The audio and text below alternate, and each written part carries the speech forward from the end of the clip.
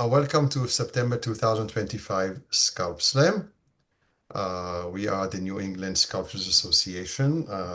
We have these events every 3 or 4 or 5 or 6 months, whatever we have enough people to show.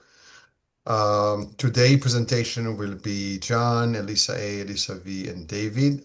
Wonderful stuff. I can't wait to show it to you. A little of some house rules. It's about 60 to 75% session, 4 presenters today. Try to keep your presentation within 10 to 12 minutes. I'll give you a warning after 10 minutes. Everybody, please keep yourself mute. Thank you for the admit. And then we're going to run sequentially the presenters one after the other, no intermissions. At the end, we'll have a Q&A session for everybody to ask whatever questions, whatever things the people would like to discuss. The session is recorded and will be posted on our website as a resource, Sculpslam resource for later viewers. The next one planned Sculpslam is December 25, Emerging Sculptors.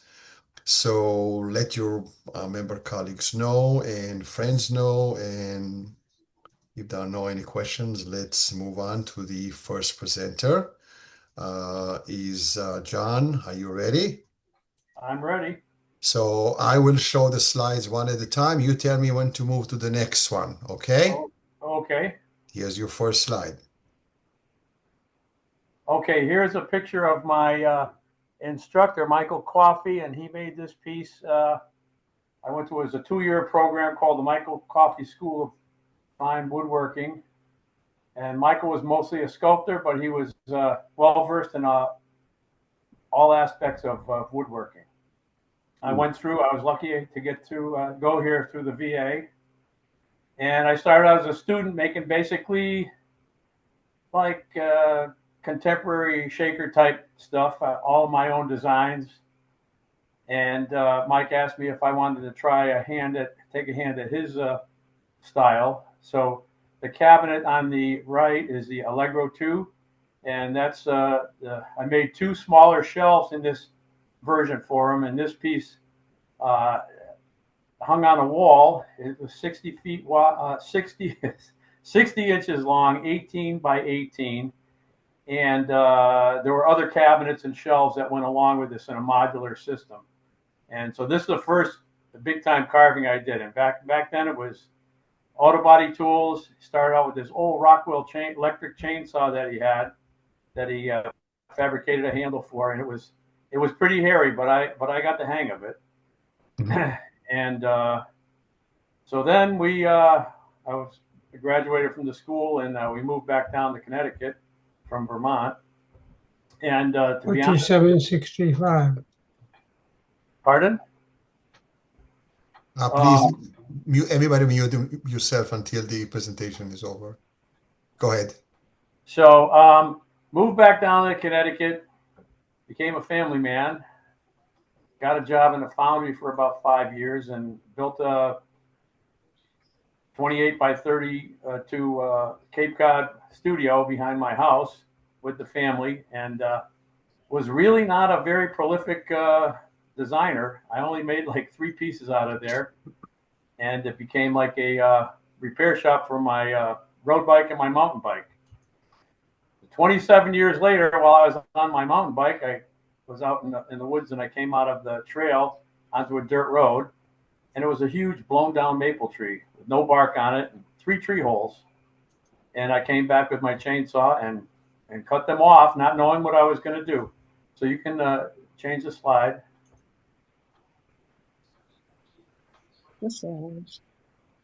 So these are the first 3 These are the first 3 pieces, and it's kind of funny. They came off the same tree. You would not realize that they're related to each other by their looks. So the first one on the left is the first one I did, and then no embellishments. The second one I did a little like hand carving in the side there, and the third one was so wild I didn't do anything. So those are the first 3. Okay, next slide. So this is one that some of you have seen up there in Whitensville. So this is the blooming, and this is it was in our yard, and that's the stump section of a tree that blew down. And I looked at it for a couple years, and I decided that I better snatch it before it's completely gone. I had never done a stump section.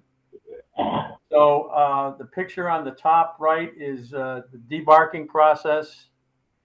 And I had a big rotten section, so you can see on the lower picture, I put in a couple screws with the wires, and I made the wires kind of short, so I was able to draw the crack in.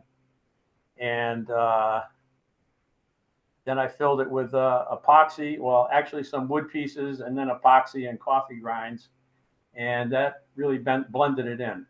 Okay, next slide. So this is Eastern Black Walnut limb. That's what I made the flower part out of, and I used a bandsaw, and I've got a Fordham, which is like a gigantic Dremel, and with all those nice new bits, those arbor bits, they're really quite nice.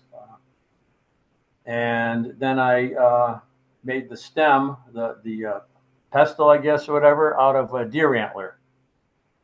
And that was interesting because I just free-handed lines from top to bottom, and I drilled holes that I didn't measure anything out, and then I just did lines in the center of the existing holes that I made and offset the holes, which kind of it gave it a like a nice spiral pattern, which was a surprise to me, and I think worked out quite nicely. So this is the inside. A lot of these are really decayed, and I have to I use a 2P10 wood glue that hardens the wood, and it puts out a hell of a fume. So you have to have the fan on and literally put it on with a Q-tip because it dries like in a nanosecond. And the outsides are finished with a flat lacquer that I just get from Mohawk. Just little spray cans I take outside and spray. Okay, next picture. Okay, this is Yum. So that on the left is Yum on the ground as I saw it. And the first time I saw it, which is unusual, I said to myself, it's going to be a mouth. So I took it back to the shop, got it debarked, and this is the center shot is me doing some carving, and you'll see on the top of that acetone can, there's a bottle of that 2P10 wood glue. And it comes in 3 viscosities, so this is the thinnest one. It's like water. It's like regular super glue. So these edges and a lot of the wood you have to you go from hardwood to punky wood that can just really disintegrate on you. So it's a slow process and continually applying glue, and you're trying to keep that line. It's a lot of work. You know, you make one little dent in there, and you know the recovery to get that line back. So the picture on the right, I've got the nose in there, and I did those carvings like the flow lines that come around the nose, and I have inset eyes, and that wood has a fungus in it called Chlorosiboria with another big Latin name, and I found out that they were using this back in the 1400s. This wood with this fungus in it. Back when they were in these marquetry paintings that are pictures that they found. And you can see like under the wood, the inside where the branch had broken away. Some tree holes I get, they're hollow trees, and some are just like a tear like this. So next slide. So the picture on the left, I cut out so the back of this is flattened out to receive the mirror. And I cut out what I thought was a nice shape on the inside, so I could get the mirror in there. And then the middle picture, that's a pattern I made, and the butterfly that I made out of bird's eye maple. And there's a lot of knives there, gouges, and of course all the plethora of Dremels that I have with all their little burrs. So there's the finished product, and I called it Yum, and the meal is that butterfly. So that piece is almost 4 feet long, and it hangs on the wall. Most of my stuff is wall mounted. Okay, next slide. Okay, this is Hungry Oak. This, I was on my way to my daughter's house, and we've had all these windstorms lately. So this was an old oak tree that had hollow and had carpenter ant damage, and it just literally exploded. So you can see my saw, a bit of my saw there. I just made that cut on the top, and that's all I had to do to get that piece out of there. And it was a real mess. But it was very interesting because the healing part on the inside of the tree hole was complete. It was all the way around. And that can be spectacular. That's just loaded. It's just really burly. So that's a picture of me after I do a process that I call shake and bake, where I keep it in a garbage bag and keep it moist for many months, and I keep checking it. And when I can lift the bark off, I at that time take the bark off. And I don't know if you can see. I don't know if you can make it out, but there's a little chisel there. It's just an old Craftsman butt chisel that I put a bull nose on. So that's what I use to get the bark off. So you can flip it one way and use it like a sharp chisel, or you can flip it the other way and use it like a little lever to pry the bark off. Picture on the right. This is the third tree hole I did this, where I used the inside of the tree hole as the visual part of the tree hole. The outside, the side that was the outside of the tree was kind of boring, and so this is me. Some of these things I flatten out with the power planer, and I have an engineer. I have a flat, a straight edge that I use to do that. Okay, next slide. This is where the name came from. Below. So let's see, on the left, I've made these teeth out of deer antler.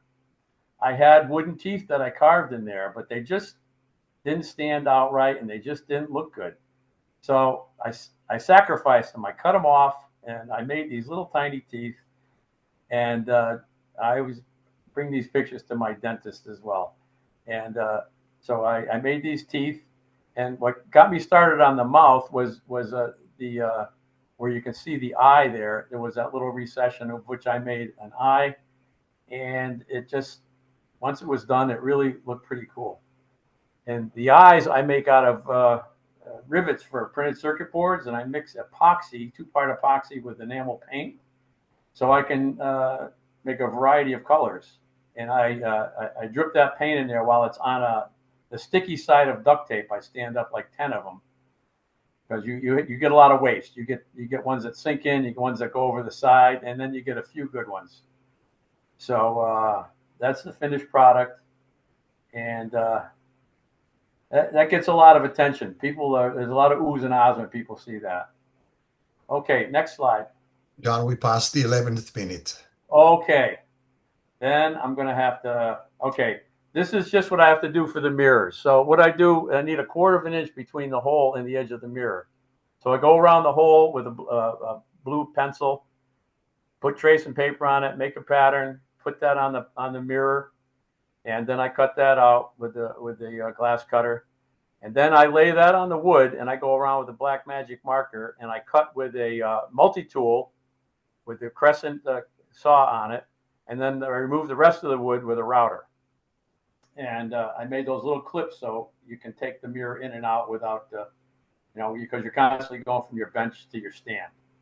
So I guess that's about it. I got like a bunch more pictures, but I guess we're I'll done. go quickly through them, okay?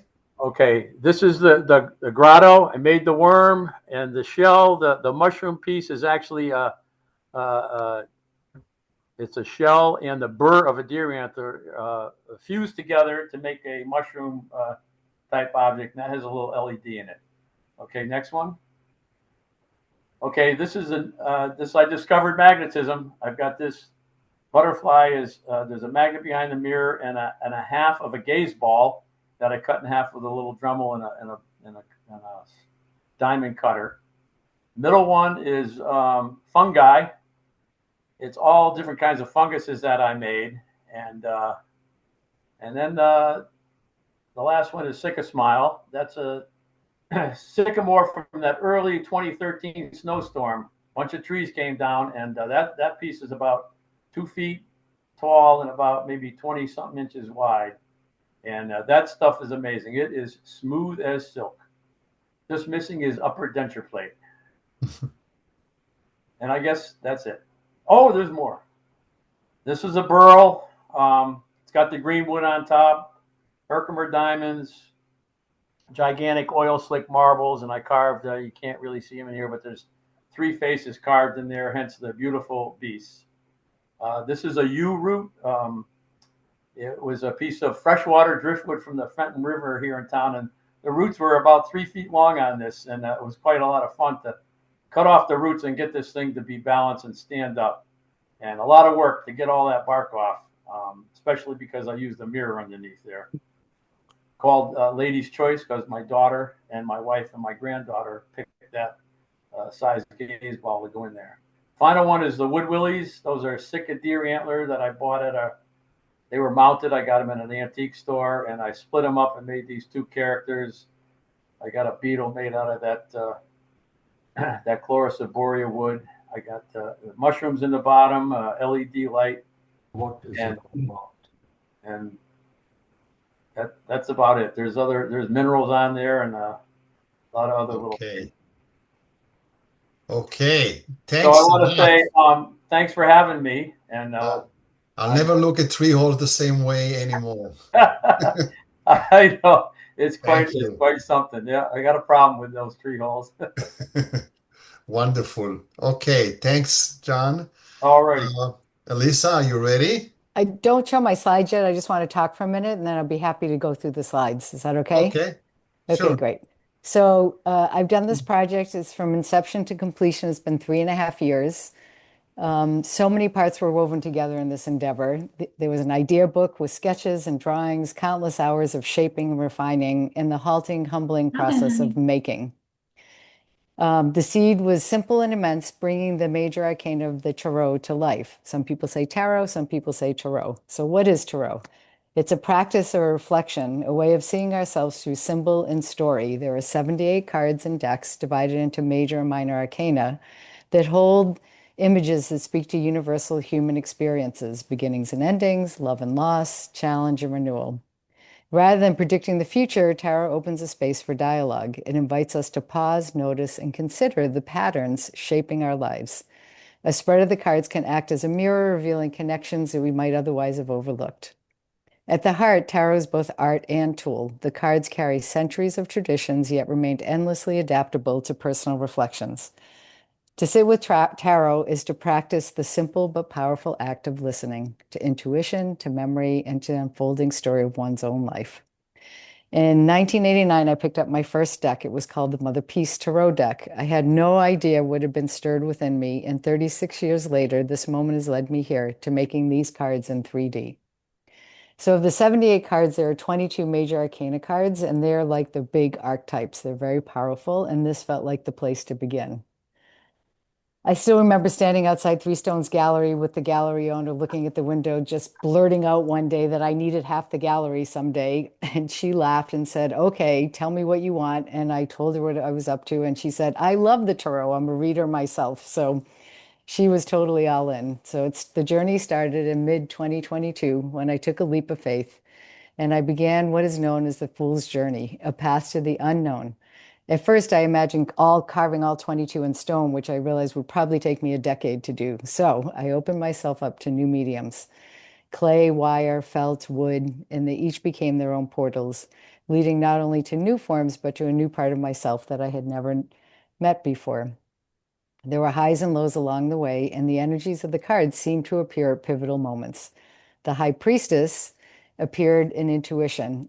I felt the call to contact the goddess herself, Vicky Noble, who is the co-creator of the Mother Peace deck. I wrote her this long-winded email. Halfway through, I just said to her, "Are you still reading? I hope so."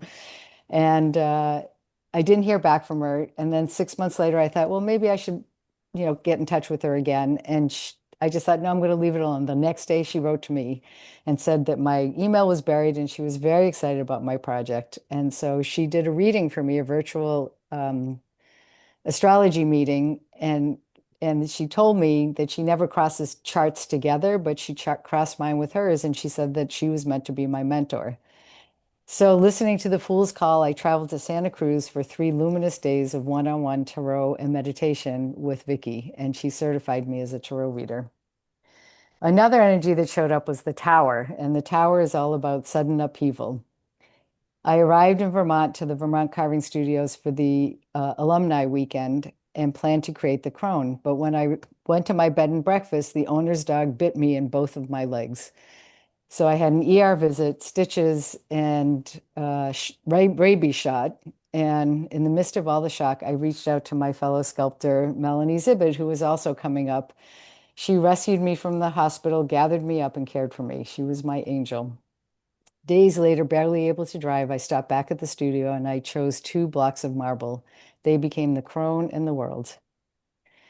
Then the Chariot showed up, which is about fierce determination. I learned that there was an exhibit in London about the history of tarot at the Volberg Institute. I moved with laser focus, booked a ticket, hotel, and secured my place at the curator's talk and entered a world of archives, the largest collection of tarot decks, original sketches, letters between artists and writers, and it even included a deck dating back to 1499. That was really amazing.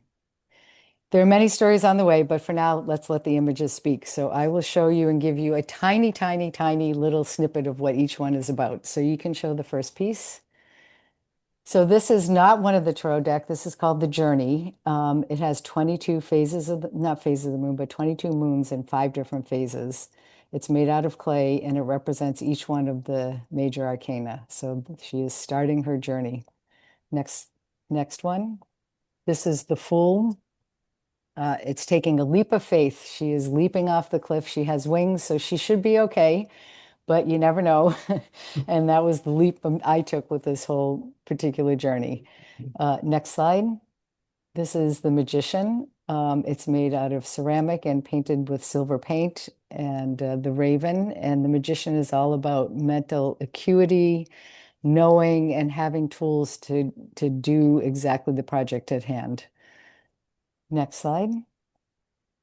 Oh, we skipped one. Oh, we skipped several. Sorry, I put these in the wrong, or they're in the wrong. Okay, we'll just go back. This is the Hierophant. It's all about tradition, dogma, conformity, but I chose, it's about keeping part of tradition in your life, but also the Hierophant tends to be too much in that and becomes dogma. So I chose to do Black Sheep to sort of break away from that authority and that control.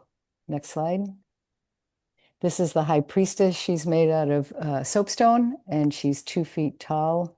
And the High Priestess is all about mystery, intuition, and wisdom. Next slide.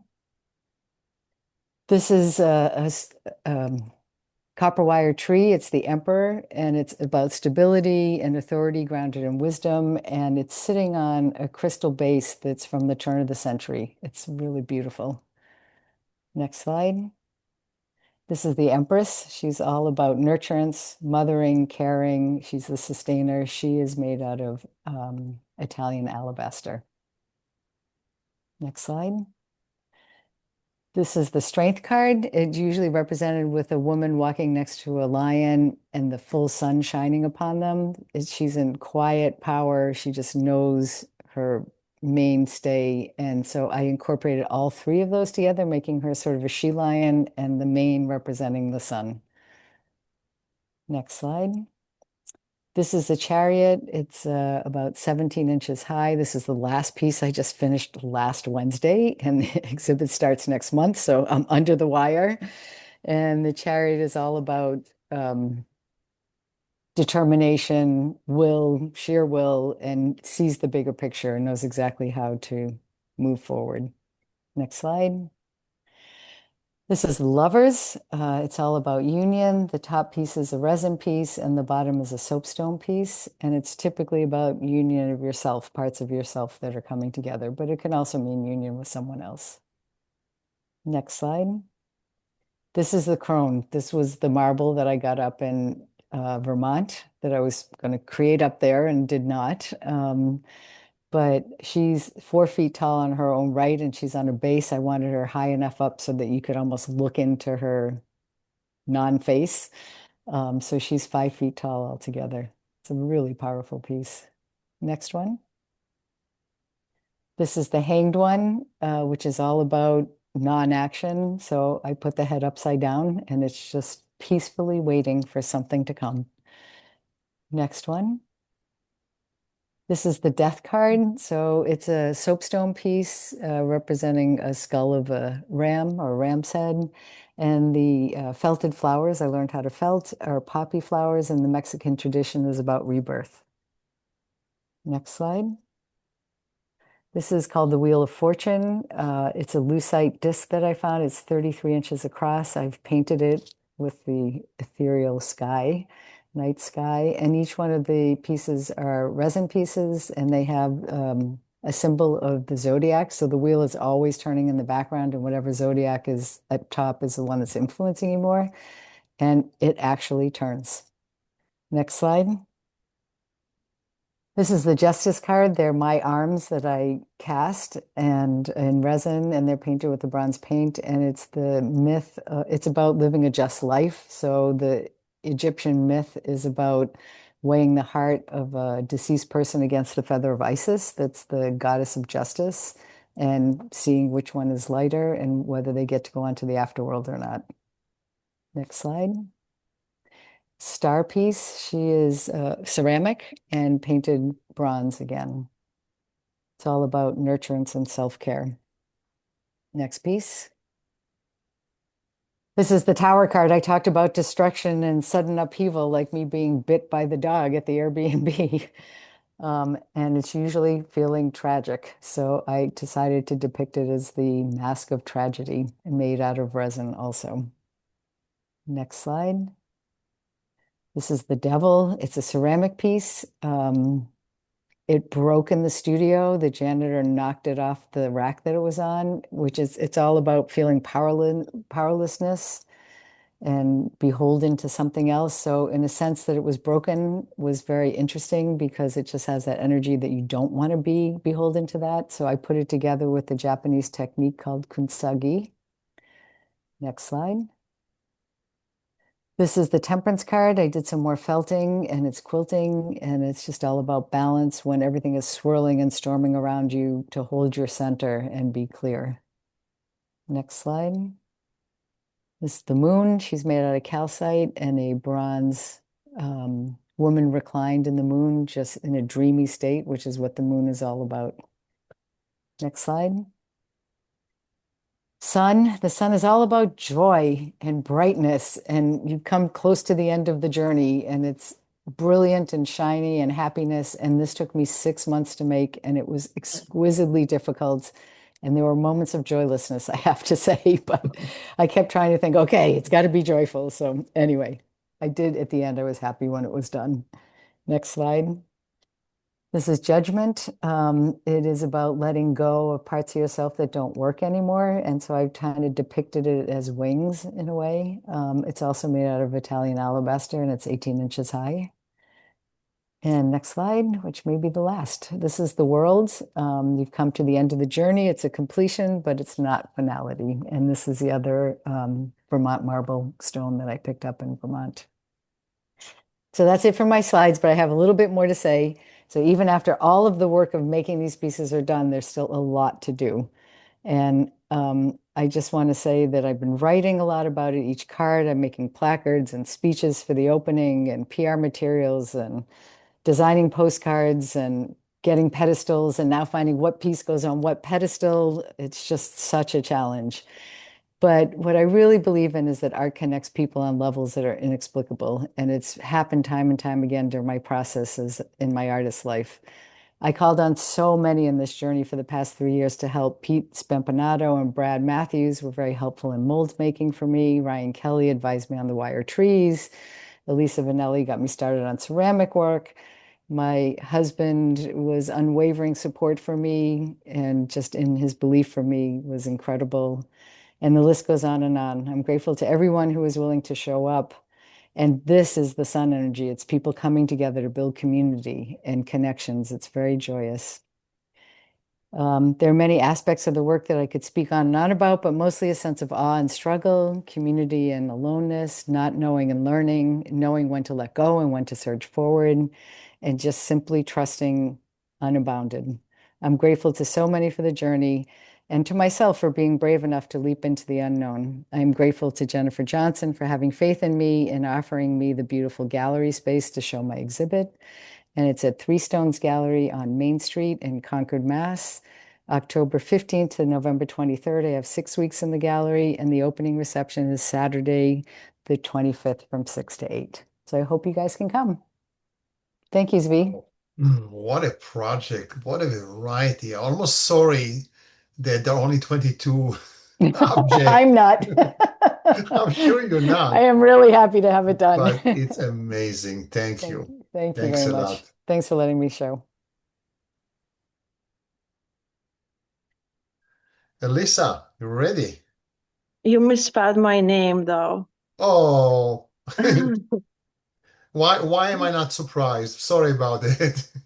It's okay, no worries. So we can start with the first slide.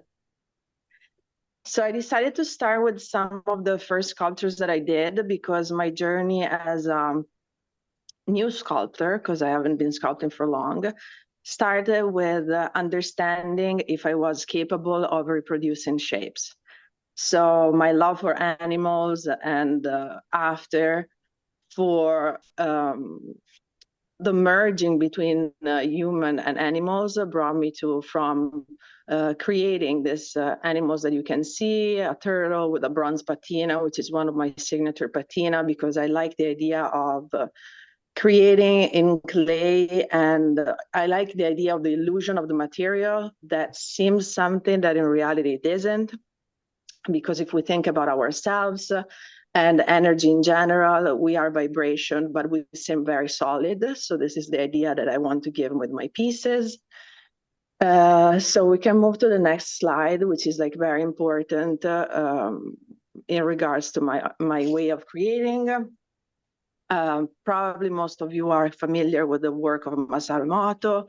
He was a scientist and he discovered that water had its own consciousness. So he would expose water to words, blessings, and then he would freeze the water and then look at it with a microscope to see that the crystal would change shape. So this was the first discovery of actually water having a sort of consciousness. Now Vida Austin has brought that even further, and the first picture that you see with a hand on the petri dish is when she exposed the water to her hand, and after she froze it using her method. And when she got it out, she not only saw the X-ray of her hand, but she also saw that one nail was chipped. And she chipped that nail 1 hour after that. So water was predicting the future, and what else was water? So according to Vera water is God. Water not only takes the shape of the container, but also doesn't have gender. Water has always been very sacred. Before the Romans created the gutters, it was not water, but it was the waters. So the waters above and the waters below. So this is to say that in my art, the use, we can move to the next slide. My art is a really elemental art. To me, like the use of the elements as per mostly clay and then other materials is the incorporation of the 4 elements, where clay is earth, water, and I use structured water. We'll get there in 2 seconds. Water is contained in clay, like in our own body. Then we have the wind that dries the sculpture and the fire that transforms it. So I use structured water and water that comes from everywhere in the world. I have water from the Glastonbury for the piece that I'm creating now. I have the water of the Fountain of Youth. So each piece is like a being that descends, and then I create in a certain way. So, for example, this piece that you see is the Tree of Life. It is a very, very special piece that has now been sold. And on his forehead, he has the Hebrew letters L, which is not only the initial of my names, but it also means God. When I started, this came from a vision of seeing a tree that looked like a deer. And then I started doing some studies about the tree of life. And I discovered many things, but I will keep it short for you guys. We can move to the next picture. Inside my sculptures, we often have chakras or hidden structures that inform the energy of the piece. In this case, we have the diagram of the Sephirot, which is like the most ancient diagram made of spheres that was in the Zohar, which is the most ancient text. And later on, it was discovered to be the same shape of the human atom and also the same shape of the black holes of the universe. And it's basically like the stairway from being in this planet, being a human being, which is the lower sphere, which is Malkut, to the descent to being aligned with God. So having that sparkle inside of us. Sorry, I'm going in 300 languages here. I went to Italian and God knows what. So yes, so you see all the spheres in the Sephirot. This is inside of the deer. We can move to the next pictures where I will explain you that this is basically an antenna, a very powerful piece, because in his antlers you can't see that, but there is spirals that go up and down. And here I studied the work of Guglielmo Marconi, which is an Italian scientist that was very intrigued by, he is the creator of the radio, and he was very intrigued by electricity. So he was intrigued by fireflies. He wanted to know why fireflies were making two different types of light, because in effect they make a yellow light and a white light. So he started studying them and basically discovered that fireflies eat snails. So what happens? They puncture the snail, and then the snail turns into a sort of jelly consistency. Then they drink the liquid, and how do we get the white and yellow, you would ask? We get the white and yellow from what is on the snail. On the snail, there is a spiral. If the spiral is facing on the shell, if the spiral is facing the sun, we gather energy from the sun. If the spiral is facing Earth, we gather energy from Earth. So I inserted spirals of copper in the two antlers, which are actually two antennas, to gather both energy from the sun and from the sun and from Earth, and then incorporate them in the body of the deer, which has inside the diagram of the Sephirot. So it is. We can move to the next piece. Yes, the next slide.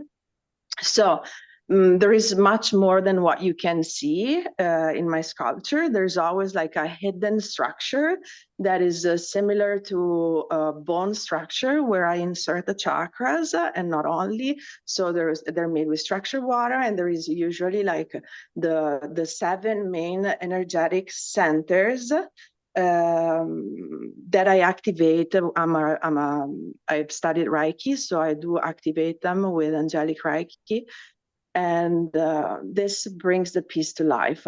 My idea of, we can move to the next slide.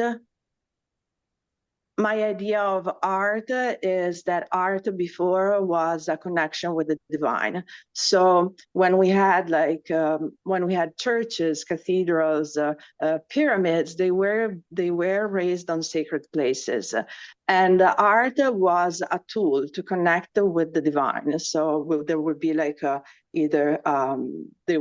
there would be either a sculpture or sacred geometry in a church. And then I think that with modern art, this is my view, my personal view, with modern art, we've been moving away from that. So my art, I consider my art a tool of connection with the divine. And some people need something in order to connect. And I believe that through my art, they reach this type of connection. Lately, I've been working with a shaman, and the shamanic journey has deeply influenced my vision and my creation. This is the first piece that I created after working with a shaman. Her name is Coraline.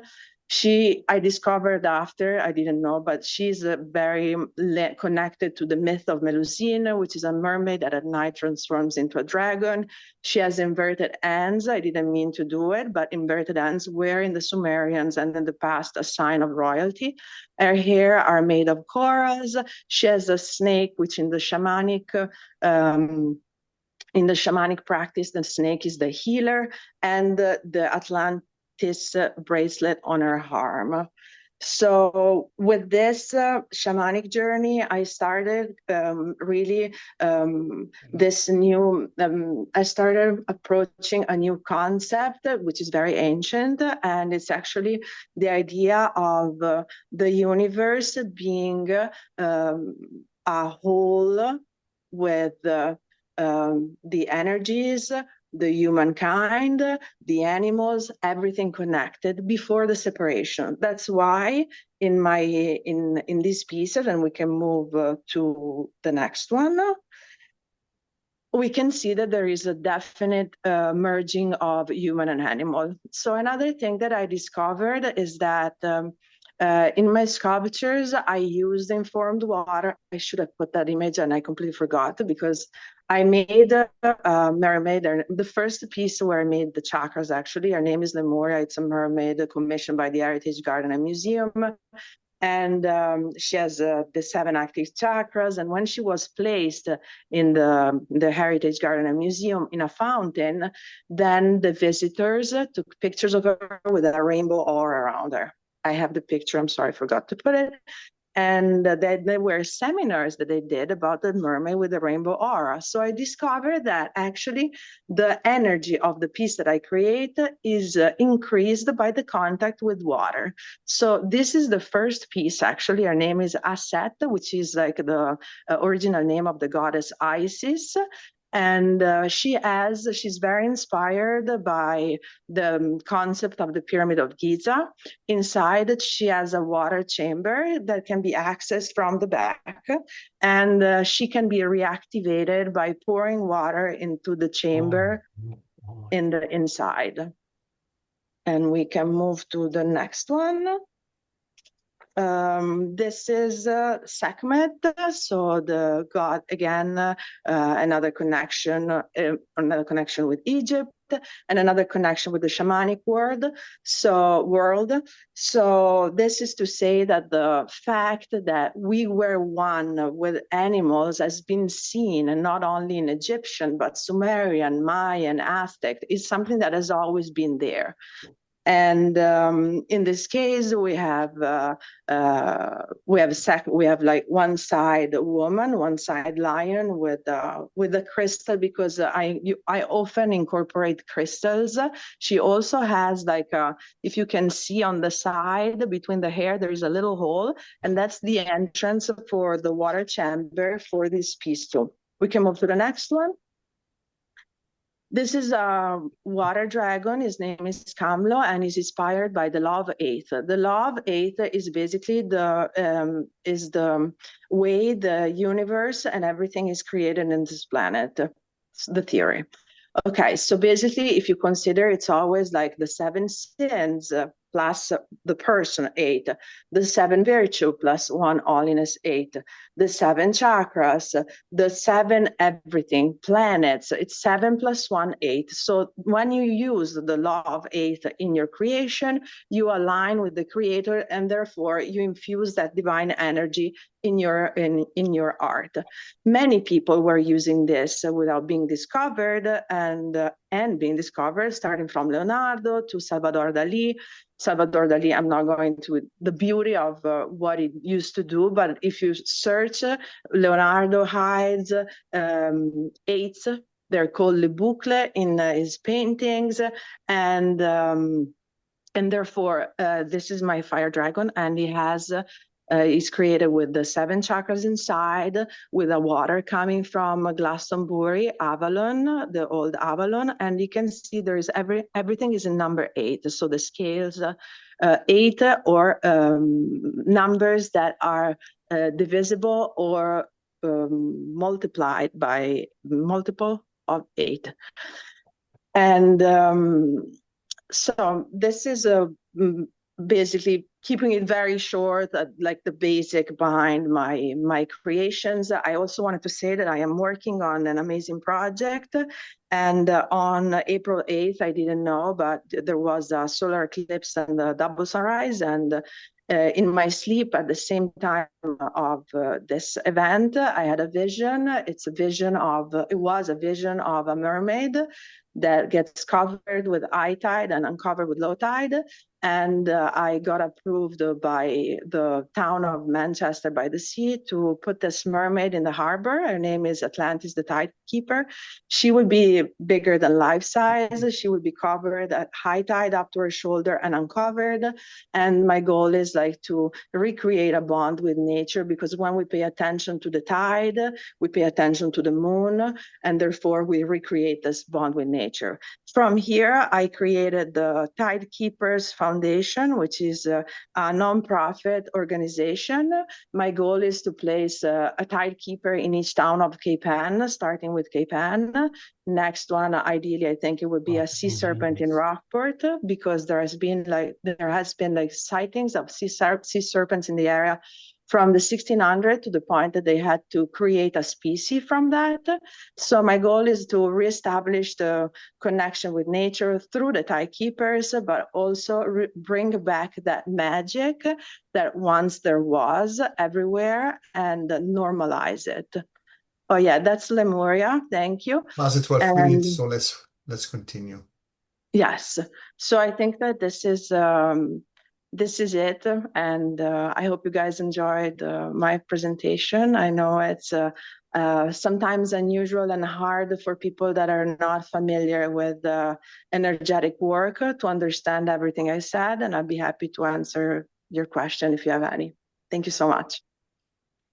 Thank you. Very inspiring. Thanks a lot. Thank you. Okay, the final and not the least, David, are you ready? I'm ready. Okay, take it. A lot of tough acts to follow there. Great talks.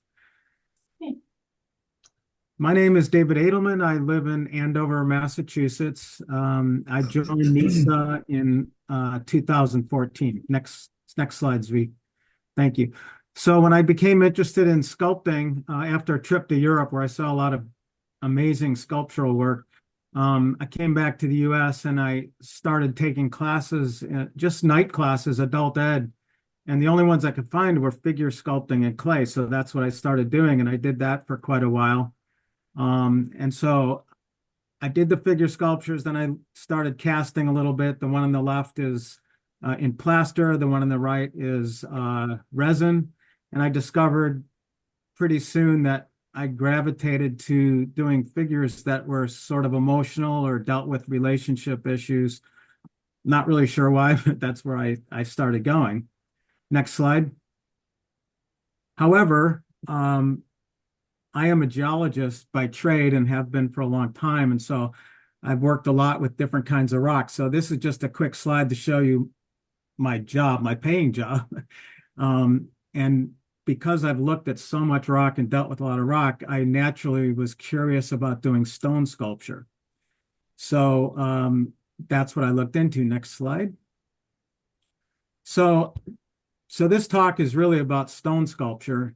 So I thought for those who aren't familiar with stone sculpture, I'll show you some of the tools that we use.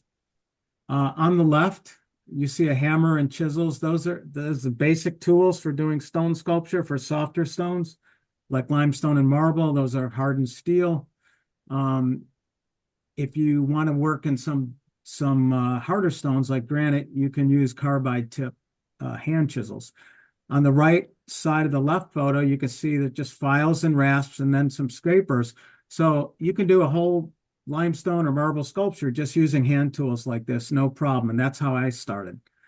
And then I learned about pneumatic chisels. So you see the chisels on the right photo, the bottom of them has a cylindrical shape, and those fit into what's called an air hammer, a pneumatic hammer. And there's a couple on the in the middle there you can see with chisels in them. And those are great because you hook up air to the bottom there, the air fitting, and then it has a little piston inside that goes back and forth, and you have a lot of control. You can really last longer, et cetera, et cetera. It's great. They're great tools. On the right's just a little die grinder with some smaller bits that stone folks use to do some detail. Next slide.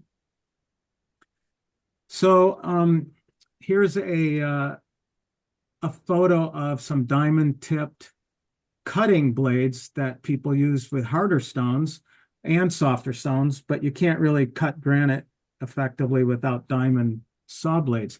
So this is showing the array of tools people use. There's a 14-inch motor saw on the left. That's a water saw, and it's run by a motor. You'll see 3 more smaller blades on various grinders, from a 7 to a 5, I think, or maybe a 4.5, and then even a 3-inch. And those are all diamond tip. And then on the far right, you see on the top, there's a grinding wheel. So once you get near the form, you can start grinding with various grits of diamond grinding wheels. That's the top one. And below that are silicon carbide wheels that you can also sort of get closer to the shape you want. Next slide. So I started off doing limestone sculpture. I found a course by a guy named John Fisher, or he went by Giovanni Pescatore because he lived in Italy, so that translates to John Fisher.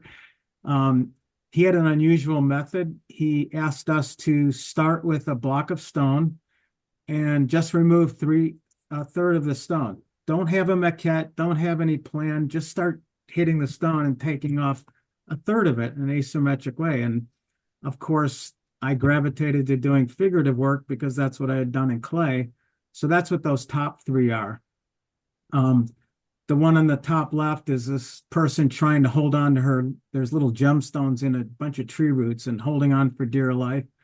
That has a special message. And the one on the right, for example, is 2 people looking at each other, and it's called Is It You? Like when you finally meet the person you really connect with.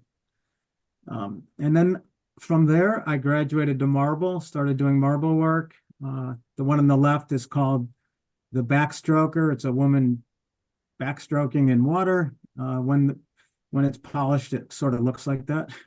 And that was a gray Rutland marble that was a stair step of a church that I was able to get.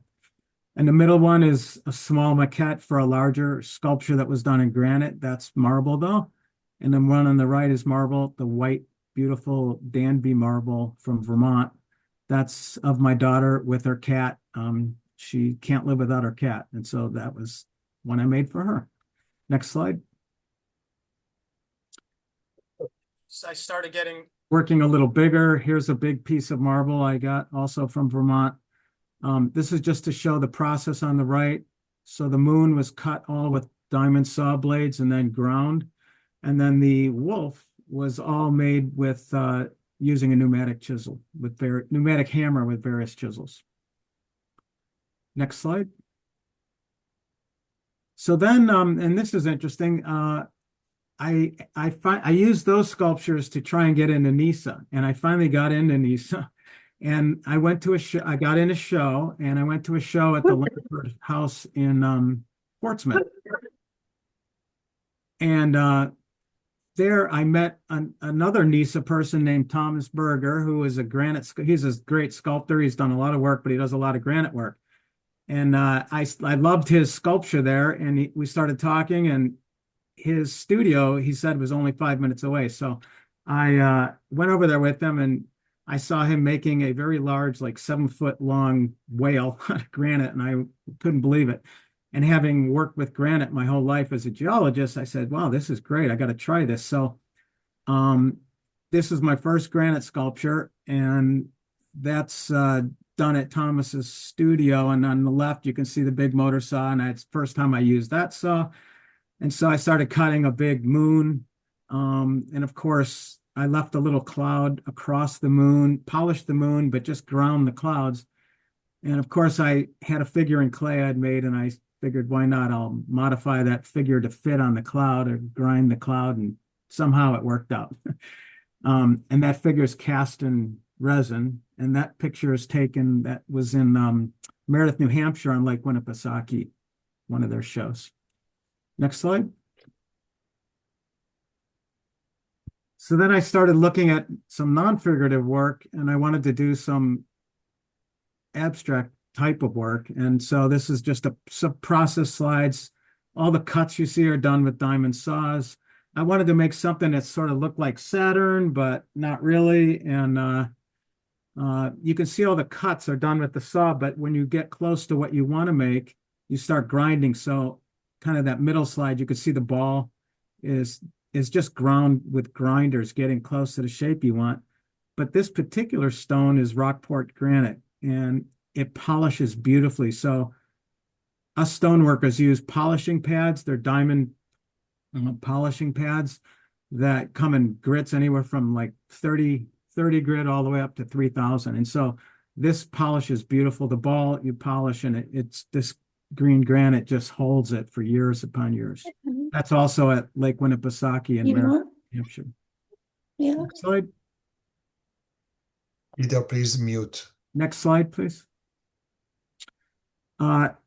So this slide is to show you how at least I work in granite, and I think a lot of people do. I got a nice big piece of granite on the left there. I made a maquette of a sort of an organic form that I saw something similar in a garden. I really liked it. And I wanted to do some rough and smooth. I liked using rough and smooth stone in the piece. And so the drawing, that's the third from the left there, this is to show you, you got a piece of granite, it's a certain size, you make a maquette of what you want to do, and then you scale the granite to the maquette. And once you scale it, then you can mark on the bigger piece of granite where you need to cut to realize this form in the bigger piece of granite. So that's what I was doing there. And it's something that every stoneworker goes through. I just sort of just made it up as I went. And these show the process of making this piece. The right piece is at the Burlington Sculpture Park in Burlington, Massachusetts.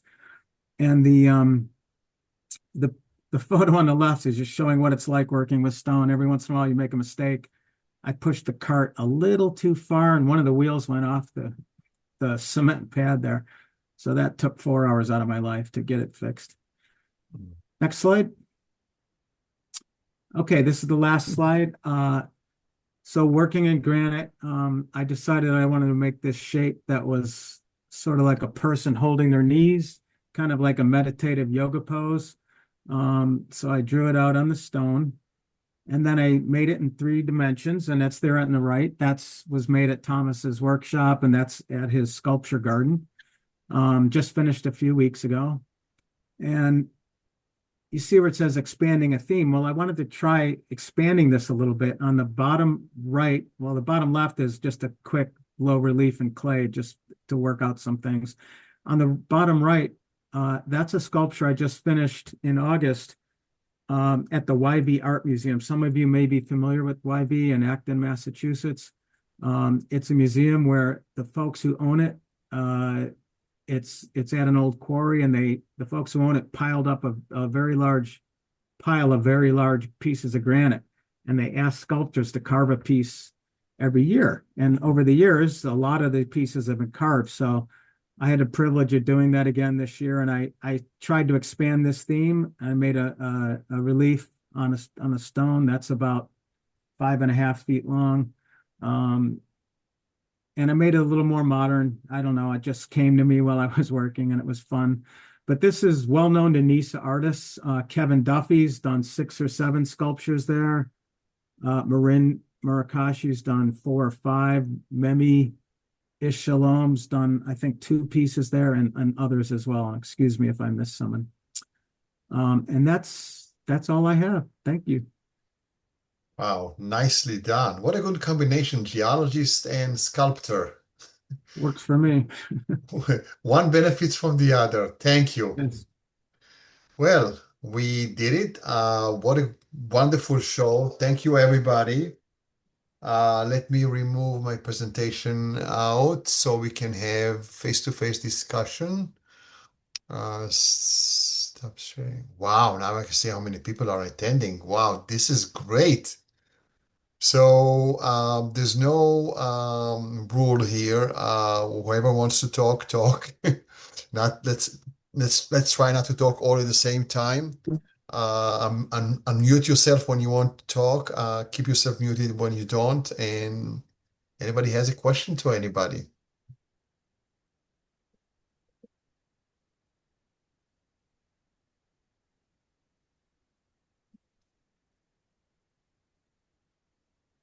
Let me unmute you, everybody.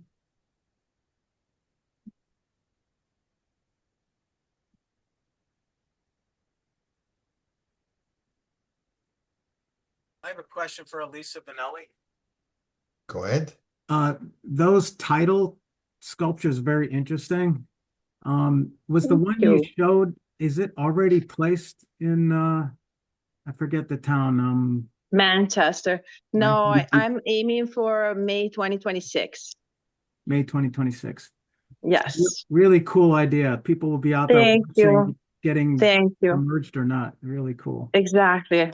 Because like I think that, we all need to reconnect with nature, and if I can and I will create the tide keepers, then it's going to not only do that, but also like bring life again to this area and create the trails of the tide keepers. And I think that it would be a gift from above. Great. Thank you. Elisa Adams, this is huge project. 2 years in the making. How do you feel? What's next? Unmute yourself. What's next? I have to install it and have to participate in it. And I have cleaned out my studio right now, and it's happily a studio in waiting at the moment. I don't know what's next. I might do this again in an abstract form. I'm not sure. Maybe on a very tiny scale, just do little pieces. I don't know. Lots of things are always bouncing around in my head. Well, I was impressed with the variety of materials that you have exercised and the breadth of the imagination. So Thank you. It was really fun. Like I said, I tapped a lot of people, and everybody was like, sure, come over. I'll show you how to do this. And it was just amazing. That sense of community that art creates just always blows me away. So it was great. thank you. Elisa Vanelli, I have a question to you. Yes. You go to a very deep meaning in your sculptures. Yes. When you go to show and try to explain yourself, how difficult is it to bring people to you to understand what you mean? So the problem with this is that first, even when I explain my art, I read the person that I have in front of me right away. So I know to what depth I can go. And that's why I like to bring images for people to understand, because not everyone sadly knows even about the work of Masaru Emoto and Vida Austin, which is like the basic. And everyone should know that because it's so amazing. And we're made of water, we drink water. The plant. Sorry about that. Go ahead. Okay. So, and also I think that I don't get enough chances, that I haven't got enough chances to explain what's behind my heart. So the thing of the tide keepers for me is very important because it will give me more visibility, and therefore more visibility, it will be also translated into more chances to explain these things to the world, and to make it more normal, because this has always been considered in a way sort of if you look, for example, at the sorcery and the way energy is read, so many people are like, they look at you as if like you're crazy, but there is like actually a base of science behind Yeah. everything that I have been explaining tonight. So what I like is combining the proof, the scientific proof, with the more abstract and spiritual part of the topic. So I think that the Tide Keepers will give me a chance to expose this part of my art, and not only my art, of the world, of the spiritual world, and normalize it. So So did I when answer when your when you question? encounter people who have a sense of the Kabbalah and the spheres, do they say, "Ah, I get it, I got it"? Oh, yes. Actually, people that know something about the Kabbalah maybe will read the Sefirot in a different way, Yeah, because you have to be aware of everything, I mean, in order to understand it. But the funny part that I haven't said tonight is that in the Tree of Life, which is the sculpture that you guys saw, there is like the diagram of the Sefirot inside. And one of the sphere is the sphere of understanding. And when I fired the deer, everything was perfect, but the only thing that broke and detached from the piece, it didn't break, it detached from the piece, was the sphere of the understanding. yeah. Because it's so complex that spirit wanted to tell me, yes, you still have a long way to go. Cool. You know. Hi, Brad. I have a question for John. The piece that you did about the fungus, is that really made of mushroom? And then how do you preserve it? You have to unmute.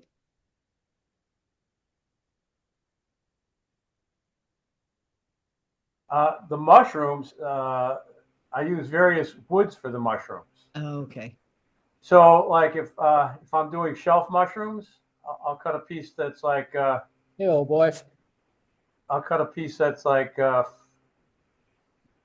you hear me? Mm-hmm. Yeah. Okay.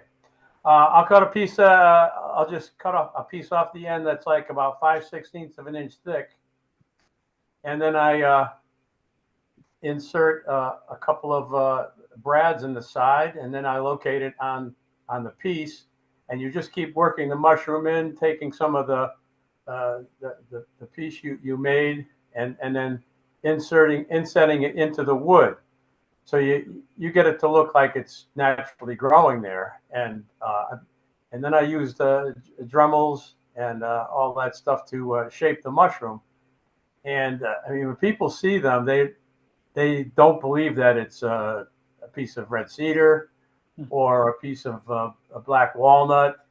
Um, it's a lot of fun. It could take me like 3 or 4 hours just to make one mushroom, and then it's all dried. I put it in there and I keep stacking them up, and then I number everything. I remove them, and then you have to assemble it. So I glue it. So I have these brads into the mushroom I made, and then into the tree hole or the tree section. So it's a long process, I but see. it really looks pretty cool in the end. That's great. So I've used just a lot of different types of wood to do that. Thank you. So they're not mushrooms after all. They're not, but Not edibles for sure. they can fool a few people. Very clever. Really beautiful art. Wonderful. Thank you. I just wanted to jump in and say it's been marvelous to see the range of inspirations that you each came into this. You know, it's not that you brought it in, it's that you came in through it in so many different ways. And your willingness to just put in the time to work with that inspiration and just let it grow and let it develop with you over time, and see what comes out as well as what you put in. And the different media that all of you have used is just fantastic. And this is a real nice thing to see what NISA is about, is this collection of friends who are some of whom know each other, but some of whom just are meeting tonight. And it's a delight to be part of this, be part of it with you. And thank you for sharing, because it's Yeah, thank you. Well said. Thank you, Brad. Thank you. Well said. Thank you. Thanks, Brad. David, the question I have, I noticed that most of your work is real size. So how do you go from the concept in your mind to that size? Do you make a draft? Do you make models? Or you exercise your thought process on the piece itself as you go through? Well, the marbles and the limestone aren't quite real size, but the granite pieces are a little bigger. Yeah. Those I make maquettes and drawings ahead of time because once you start that big, you really don't want to make too many bad mistakes. But Yeah, as we all know, you modify as you go to a large degree. But yeah, I try and plan those ahead. Definitely. yeah, good. Thank you. And David, can I ask you a question? Yes. How do you move them? They seem like so heavy. Like it must be so hard to bring them to shows and places. How do you move them? He's been It's working out beautiful. for a I really love your long work. time. I've learned over the years, especially working with Tom, that I had to buy a trailer, and at my studio I have a chain fall that can lift 3 tons or 2 tons rather. And so I basically, if I'm working at home, I lift up the piece with that and I back up my trailer and drop it on. And almost every show I'm in these places like the towns, Winchester, Burlington, and others, they all bring their DPW out with the big machine. And so they Okay. come with the big backhoe or some kind of tractor or something, or back. So you just need to back- worry about getting it there, and when you're there, they help you. Yes, and I'm always worried till it's finally installed because you bring your own straps, and Tom has a gantry crane and a tractor, and you do whatever you can, but we're responsible for strapping it, and they may be using the machine to lift it, but we're all responsible for getting it there, getting it placed the whole way. And it's a little nerve-wracking, and I've gotten better at it over the years, let me tell you. And is But it's it kind of fun fragile? too. Like, can it break? Like, is marble fragile, for example? Yeah, if you drop it, it could break right in half. That's the scary part, Mm-hmm. Yeah. It's a tough job, the sculptor. We gotta build muscles here. He's sitting down. He's really, really buff. I used to be, Elisa, not anymore. By the way, that one sculpture I showed with you probably don't remember already, but the hole in it and the polished ball, I called it avocado orbit. And Elisa, before I installed it at Meredith, said, no, no, no, no, no. You have to call it Eye of the Beholder. And she was right, and I did. Mm. It's I did beautiful. not want to say that thing looked like an avocado, but that totally looked like an avocado. No, We had to get away from that though, because it didn't have any power as the avocado. no, exactly. The avocado was sad. The eye of the beholder is just like the whole universe is in there. Yeah, It would have broken if you called it the avocado. There would have been like a sort of revenge by the stone. it would have broken. Well, I'm good at taking advice. All the Yes, you avocado haters. Well, I must say one thing. I'm very grateful to be in this group, and this sculpting for what I do. It's been the best pain relief I've ever had in my life, and I can sit there for 8 hours and work my tail off and feel absolutely beautiful. Oh, that's So great. I'm sure you must all go through the same thing, because look at the energy you put into these pieces. It is absolutely astounding, and I've got a lot of energy left. Labor of Even at love. 75 years old, I still feel like I have a lot of energy left. Wow, that's Fantastic. Awesome work. I loved it. Thank you. Well, thank you, everybody, presenters and audience. It was a great show today, and I was inspired. I learned a lot of great new things, and I hope you did too. And I'll see you on the next Sculpslam. So thank you. Thank you, Thank Zvi. you, guys. Thank Thank you. you, Steve, for putting this Bye-bye. together. Thank Hey, you. thanks for making this happen. Yeah. Anytime. My Bye. pleasure. Thank you. Bye-bye. Bye-bye.